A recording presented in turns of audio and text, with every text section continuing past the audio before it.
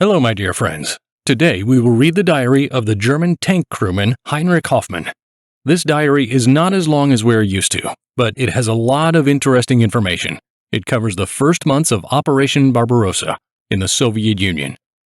There are military cunning, the first fierce battles with the Red Army, and even war crimes. I still decided to take the time to share it with you, so feel free to give your likes. It will be a pleasure for me. Well now, let's begin. June 22, 1941.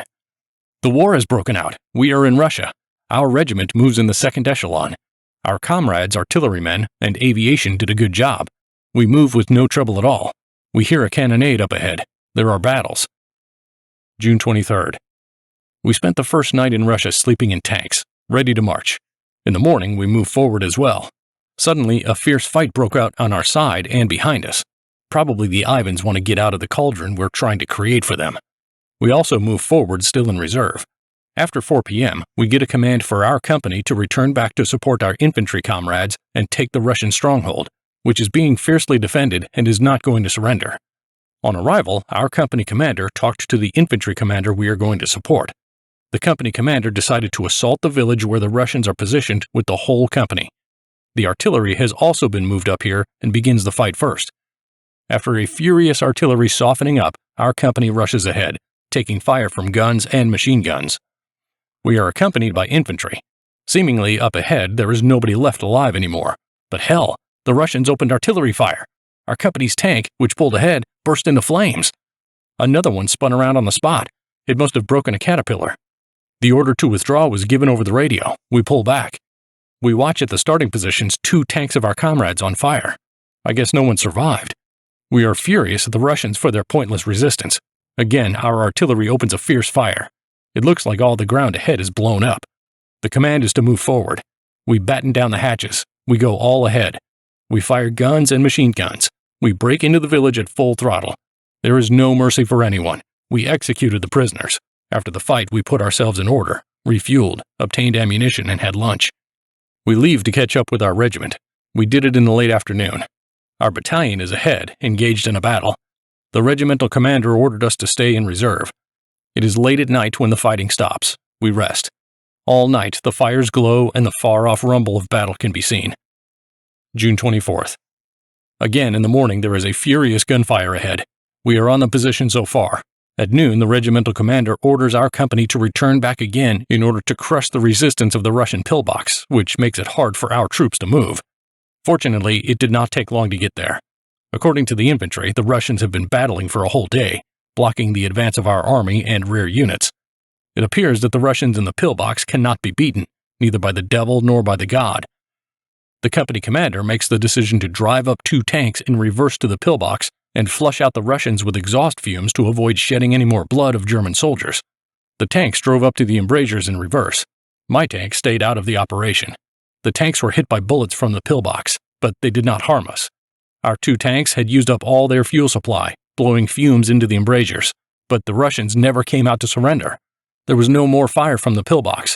To be certain, our infantrymen threw a few grenades and used a flamethrower. We, considering the order fulfilled, headed back to our regiment. We are again in the reserve. June 27th. Our tank is under repair. We fought a fierce battle for 2 days. The Russians fight with fanatical rage. I have never seen such fiery battles as in Russia elsewhere, neither in France nor in Poland.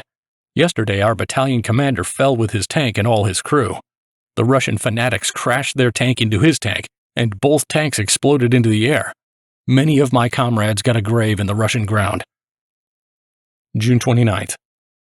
The repairs are over. We are back in our battalion again. The Ivans have seemingly recovered from our first attacks. The battles are getting fiercer and fiercer, albeit we move forward. The wandering, scattered columns of Russians frequently attack our columns and convoys. At night, they become even more active. We rest in constant tension, expecting the attack of these barbarians all the time. July 1st, 1941. We continued to move forward. Still, we face small centers of resistance. We stayed in a Russian village in the evening. We don't notice the citizens greeting us with joy because of the Bolshevik occupation. July 5th. We finally got some rest. Everyone was given some beer, vodka, cigarettes, chocolate. July 6th. After a short rest, we head forward again.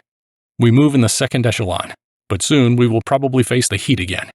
There was a raid by Russian bombers in the afternoon. The losses are minor. We move ahead. July 8th. All the day we attacked. We supported our brave infantry, crushing centers of Russian resistance. Today they were often counterattacking, which held back our advance. July 10th. Today the Red Ivans dealt us an unexpectedly hard blow. They slightly pushed back our frontline units. Our aviation appeared, which helped to hold back the advance of the Russians. When is it going to be over? July 11th. We were informed that our heroic troops advanced to Moscow with great triumph. Could it be the war's end soon? I wish it could be soon. So far, we are still in the same place. July 12th. All the day was spent in battle. Only in the evening we received rations and letters. July 13th. There is forward march. All around are evidences of ferocious fighting. We are not engaged in fighting now. July 18th. The rumor has it that the Russians have developed an infernal weapon that wipes out anything on its way. Even the metal melts. We can only imagine what else these barbarians will impress us with, although it may be nothing but rumors. July 24th, 1941. There are battles, moving forward, and battles again. This is where the diary entries break off. The diary was found on the body of a dead German tank crewman in early August 1941. That is all for today. I hope you were as much impressed by this text as I was. If you enjoyed this video, please like it and support the channel by subscribing. Goodbye everyone, and see you soon.